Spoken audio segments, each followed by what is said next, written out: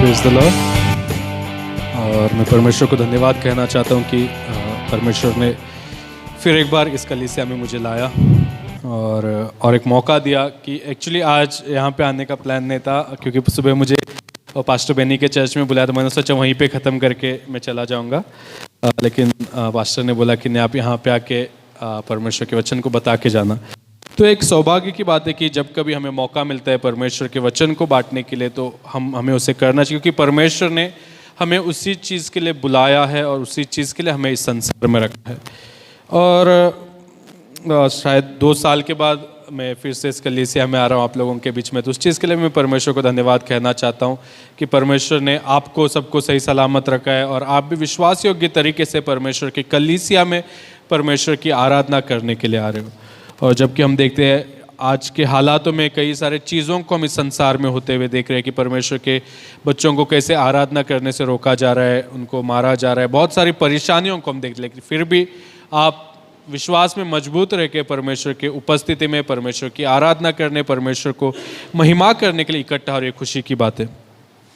जब हम बाइबल में देखते हैं या हम अपने जीवन में हमें देखना है कि हम अपने जीवन में पहला स्थान किसे देते हैं, क्योंकि ये बहुत ही ज़रूरी है कि आज के इस व्यस्त हम सब अपने अपने जीवन में बहुत ही बिजी है, कामों को लेके बिजी है, अपने परिवार को लेके बिजी है, लेकिन हम अपने जीवन में पहला स्थान किसे देते हैं वो बहुत ही ज़्यादा मायने रखता है, परमेश्वर के लिए भी और हमारे जीवन के लिए भी और हमारे परिवार के लिए भी।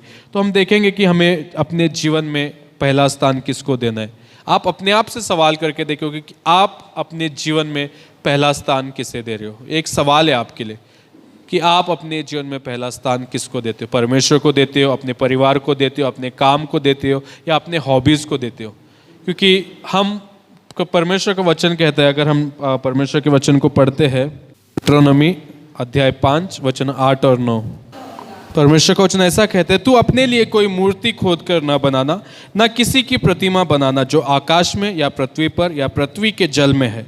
तू उनको दंडवत न करना और न उनकी उपासना करना, क्योंकि मैं तेरा परमेश्वर यहोवा जलन रखने वाला ईश्वर हूँ।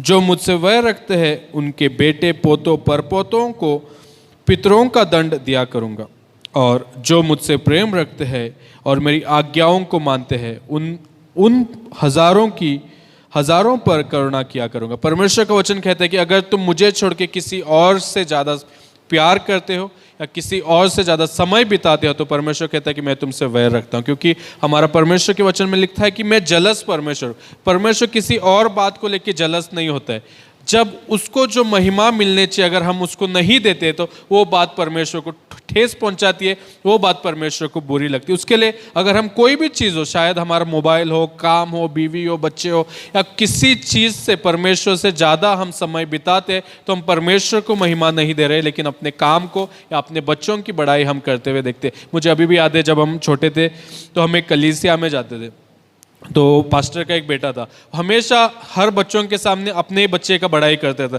मेरा बेटा ऐसा, मेरे बेटे ने ऐसा किया, मेरा बेटा ये किया वो किया। जब आज हम उसके बेटे की ज़िंदगी देखते तो परमेश्वर का नाम कम होता था, वहाँ पे अपने बेटे का नाम ज़्यादा होता था। मेरा कुछ भी बात हो अपने बेटे का नाम का एग्जाम्पल देता था और जो भी बाकी बच्चे हैं उनको नीचा दिखाता था। लेकिन आज जब हम उसके लिए बुरा नहीं सोचते, लेकिन हकीकत है कि आज उसके बेटे की ज़िंदगी जो एकदम बदतर है, ना परमेश्वर में है ना किधर है, ना किसी के गिनती में है। तो कभी भी हम अगर परमेश्वर से ज़्यादा किसी को महिमा देते हैं या किसी के नाम की बड़ाई करते हो, परमेश्वर को पसंद नहीं आता है। और हम एक मेरा मामा है, वो हमेशा कहते हैं कभी भी कोई व्यक्ति को अच्छा है मत कहो, सिर्फ अच्छा परमेश्वर है। अगर आप किसी को अच्छा कहते हो तो थोड़े दिन में उसकी बुराई आपकी नज़र के सामने परमेश्वर ले आते हैं। सिर्फ हमारा परमेश्वर अच्छा है, सिर्फ हमारा परमेश्वर भला है, जो हमारी मन की बात को सुनता है, जो हमारी प्रार्थनाओं को सुनता है और उसके अनुसार वो हमें जवाब भी देता है। जब आप मैं सुबह प्रचार कर रहा था वही कह रहा था कि जब हम परमेश्वर से प्रार्थना करते या परमेश्वर से बातचीत करते, सिर्फ हम परमेश्वर से बातचीत नहीं करते, परमेश्वर भी हमसे बातचीत करते। सिर्फ परमेश्वर हमारी नहीं सुनता है, परमेश्वर उसकी आवाज़ को हमें सुनाता है। तो उसके लिए परमेश्वर को हमारे जीवन में हमें पहला स्थान देना ज़रूरी है। जब हम अब्राहम के जीवन को देखते हैं, अब्राहम परमेश्वर के बहुत ही करीब था। अब्राहम जो भी काम करता था पहला स्थान वो परमेश्वर को देता था। जैसे कि हम देखते हैं जो अपने पिता के घर में आराम से जी रहा था, किसी चीज़ की कमी घटी उसे नहीं थी, लेकिन एक दिन परमेश्वर ने उससे कहा कि अब्राहम तो अपने पिता को घर छोड़ और जिस जगह में तुझे दिखा रहा हूँ वहाँ पे जा। उसने परमेश्वर से सवाल नहीं किया कि परमेश्वर मैं कहाँ पे जाऊँ, वहाँ पे पानी है क्या नहीं, वहाँ पे अच्छा मौसम है क्या नहीं। उसने कहा ठीक है परमेश्वर, तू मुझे कहता है तो मैं तुझे जाऊँगा। तो आज देखते हैं कि अब्राहम कितने साल पहले, लेकिन आज तक भी हम अब्राहम की गवाही को हम सुनते हैं और हम बताते हैं कि अब्राहम ने ऐसा किया, अब्राहम ने वैसा किया। अब्राहम का रिश्ता परमेश्वर के साथ ऐसा था, हमें भी वैसे ही परमेश्वर के साथ पहला स्थान हमें परमेश्वर को देना है। क्योंकि परमेश्वर का वचन मत्ती के अध्याय में कहता है कि पहले तुम परमेश्वर के राज्य की खोज करो, ये सारी चीज़ें मैं तुम्हें दूंगा। अगर हम पहले परमेश्वर के राज्य के लिए खड़े रहते, परमेश्वर के वचन के लिए अगर हम खड़े रहते, तो परमेश्वर हमें इस संसार में किसी चीज़ की कमी घटी होने के लिए नहीं देगा। हर एक समस्याओं से उभरने के लिए परमेश्वर हमारी मदद करेगा। बहुत ही कठिन है करने के लिए, हमें लगता है कि अरे ऐसा कैसा हो सकता है, संडे एक दिन हमें छुट्टी मिलती है, हम उस दिन भी अगर परमेश्वर की चर्च में जाएंगे 2-3 घंटा वहाँ पे बिताएंगे, हमें फैमिली के लिए टाइम नहीं मिलता, हफ्ता भर हम काम करते नहीं। अगर आप वो 3 घंटा जो परमेश्वर की उपस्थिति में बिताते हो वो कभी आपके जीवन में व्यर्थ नहीं होगा। क्योंकि हम हमारे दिमाग में एक गलत सोच है कि संडे जो है वीकेंड है करके। संडे वीक एंड नहीं है, वीक की शुरुआत है संडे। और परमेश्वर का वचन कहता है कि पहला जो भी हो परमेश्वर को दो। अगर आप हफ्ते के पहले दिन को परमेश्वर को दोगे तो पूरा हफ्ता परमेश्वर आपको संभालेगा। हम आज के दिन में देखते हैं जिंदगी बहुत ही मजाक बन चुकी है। अभी हमें जीवित, तो अगले क्षण मेरे साथ क्या होगा पता नहीं। आज हम जीवित, अगले क्षण में हमारे साथ क्या होगा हमें पता नहीं। कई सारे लोगों को हमने देखा है हमारे दोस्तों में कि वो आज जिंदे थे तो कल सुबह वो उठे नहीं।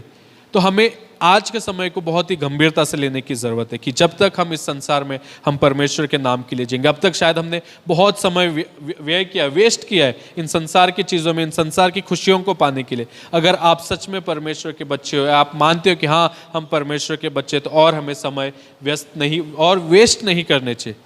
परमेश्वर के वचन के अनुसार चलने के लिए जो कुछ काम आप करते हो, हर एक कामों में हमें परमेश्वर को पहला स्थान देना ज़रूरी है। बहुत सारी चीज़ों में हम अपने आप को हमने शायद बिजी रखा होगा, लेकिन उस बिजीनेस से हमें समय निकाल के परमेश्वर के साथ समय बिताना बहुत ही ज़रूरी। अगर हम चाहते हैं कि हमारे बच्चे सही सलामत हो, हमारे बच्चे अच्छे पढ़े लिखे, हमारे बच्चे विश्वास में बढ़े, तो पहले हमें विश्वास में मजबूत होना ज़रूरी है। पहले हमें दिखाना ज़रूरी है कि नहीं मैं परमेश्वर से प्यार करता हूँ, नहीं मैं परमेश्वर के करीब रहना चाहता हूँ, तभी आपके बच्चे भी परमेश्वर के करीब आएंगे। या तो आप अपने तरीके से ज़िंदगी जीते रहोगे, कहोगे कि नहीं मैं चाहता हूँ कि मेरे बच्चे परमेश्वर से बढ़े, ऐसा कभी नहीं होगा।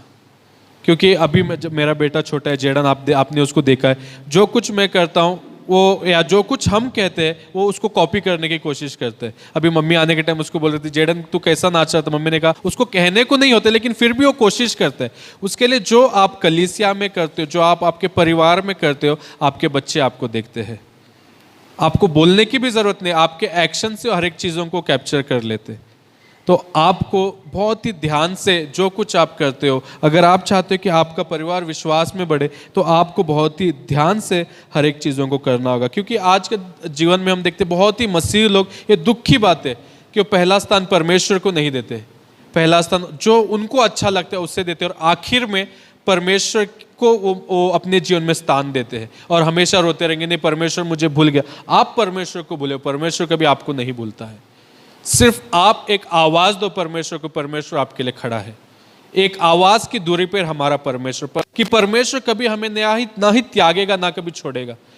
जैसे अब्राहम का परमेश्वर था, आज हमारा भी परमेश्वर है, वो कभी बदलने वाला नहीं है, उसकी दया कभी बदलने वाली नहीं है। सिर्फ हमें परमेश्वर को अपने जीवन में पहला स्थान देने चाहिए। जब आप परमेश्वर को पहला स्थान दोगे, हर एक चीज़ों को, हर एक नामुमकिन चीज़ों को परमेश्वर आपके लिए मुमकिन करेगा। शायद आपको लगेगा नहीं मेरे लिए कठिन है, मुझे नहीं आता है। मैं भी एक समय पे ऐसा था, मुझे ऐसा स्टेज पे आना मुझे बहुत डर लगता था। मैं एक चर्च में जाता था, वहाँ पे मुझे वर्शिप टीम उन्होंने डाला था।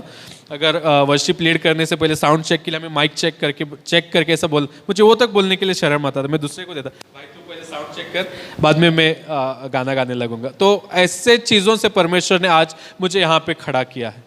जब आप परमेश्वर को पहला स्थान अपने जीवन में देते हो, जो चीज़ों को आप करना चाहते हो, जब आप कहते हो कि परमेश्वर ये मैं नहीं कर सकता लेकिन आप मुझे करने के लिए बल देना, तो परमेश्वर उस अद्भुत तरीके से आपको हर एक चीज़ों को सिखाएगा। मेरी मम्मी वहाँ पे बैठी है, वो कभी स्कूल गई नहीं, कभी स्कूल के दरवाजे को उन्होंने नहीं देखा, लेकिन जब मैं छोटा था तो जब भी वो मुझसे बाइबल पढ़ने के लिए कहते मुझे अच्छा नहीं लगता था, मैं नहीं पढ़ेगा, मैं हमेशा ऐसा कह के भाग जाता था या मैं अपने दोस्तों के साथ चला जाता था। तो मम्मी ने एक दिन परमेश्वर से कहा कि परमेश्वर देखो, मैं तो अनपढ़ हूँ, मुझे पढ़ना नहीं आता, लेकिन मुझे पढ़ना है और मुझे बाइबल पढ़ा के सुनाने वाला भी कोई नहीं है, लेकिन मुझे आपके वचनों को पढ़ना है, आप मुझे सिखाना। तो उन्होंने फास्टिंग प्रेयर में वो बैठे 21 डेज़ के, तो किसी ने पूछा उनसे कि आप किस चीज़ के लिए फास्टिंग कर रहे हो, तो उन्होंने कहा कि नहीं मुझे बाइबल पढ़ना है, तो उस चीज़ के लिए मैं फास्टिंग कर रही हूँ। तो उन्होंने पूछा कि कौन से लैंग्वेज में आप पढ़ना चाहते हो, तो मम्मी ने बोला कि नहीं मुझे, मम्मी को इंग्लिश बोलना आता है, पढ़ना नहीं आता, तो उन्होंने बोला कि मुझे इंग्लिश में पढ़ना है। तो भाई हंसने लगा, बोलने लगा पढ़े लोगों को इंग्लिश पढ़ना मुश्किल होता है और आप तो अनपढ़ हो और आप कैसा इंग्लिश पढ़ोगे, दूसरा कोई भी लैंग्वेज आप ट्राई करो, कन्नड़ा करो या हिंदी करो, ये आसान है पढ़ने के लिए। मैंने कहा मैं तो अनपढ़ है, मेरे को जो भी अक्षर है वो भैंस के समान है, काला अक्षर मेरे लिए भैंस के समान है, जो भी देखो मुझे तो कुछ भी नहीं आता है, लेकिन मेरे परमेश्वर के लिए हर एक चीज़ साध्य है। और आज जब हम देखते हैं तो मम्मी अच्छे से इंग्लिश बाइबल पढ़ सकती है, सिर्फ बाइबल ही पढ़ सकती है और कुछ नहीं, और वो मुझे चिढ़ाती है तेरे से अच्छा मैं बाइबल पढ़ लेती हूँ। तो देखो, जब हम परमेश्वर के हाथ में अपनी इच्छाओं को सौंपते हैं, अगर आपकी इच्छा और परमेश्वर की इच्छा मेल खाती है तो परमेश्वर हर एक चीज़ों को आपके लिए मुमकिन करता है। परमेश्वर के लिए असाध्य कोई भी बात नहीं, सिर्फ आपके अंदर इच्छा होना जरूरी है कि नहीं मुझे परमेश्वर के लिए करना है। जब आप परमेश्वर के लिए कुछ करोगे तो परमेश्वर हर एक चीज़ों के लिए आपके लिए करेगा। आपके मांगने से ज़्यादा परमेश्वर आपको आशीषित करेगा, क्योंकि परमेश्वर नहीं चाहता कि हम उस गरीबी में या इस संसार के लोगों के नीचे दबके रहे, क्योंकि हम राजाओं के बच्चे, जो इस संसार का सृजनहार है, जिसने इस पूरे संसार को बनाया, उसके बच्चे हमें। तो कितना अधिकार हमारे पास है, उस अधिकार को आज तक हमने नहीं समझा है, क्योंकि हमने वो स्थान परमेश्वर को अपने जीवन में दिया ही नहीं है।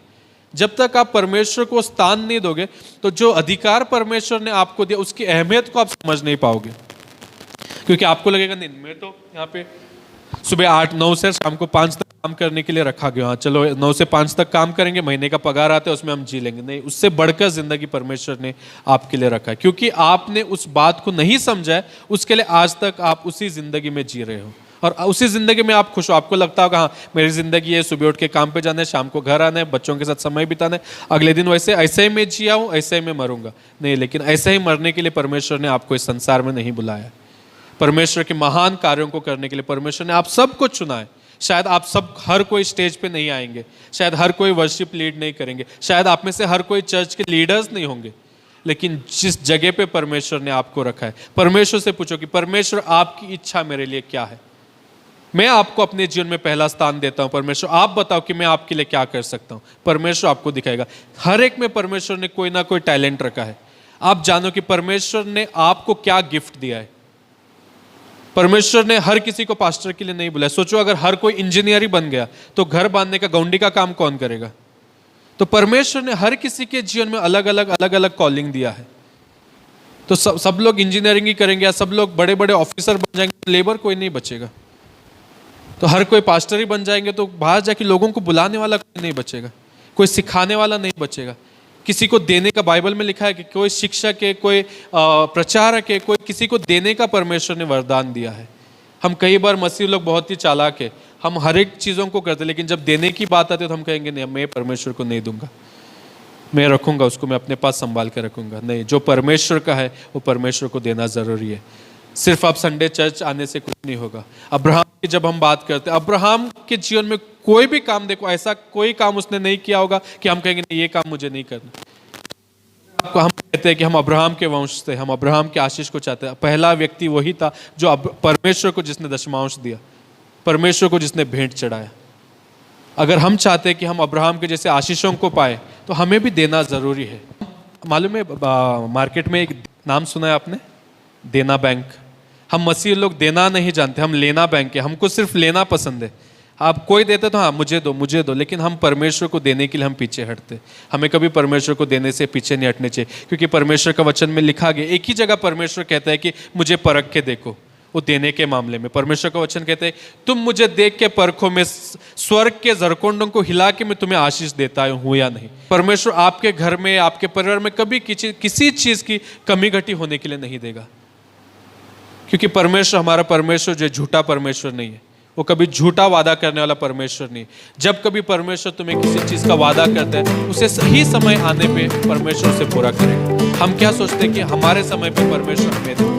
आप हमारा परमेश्वर वो इंस्टेंट नूडल्स नहीं जो 2 मिनट में पक के रेडी हो जाता है।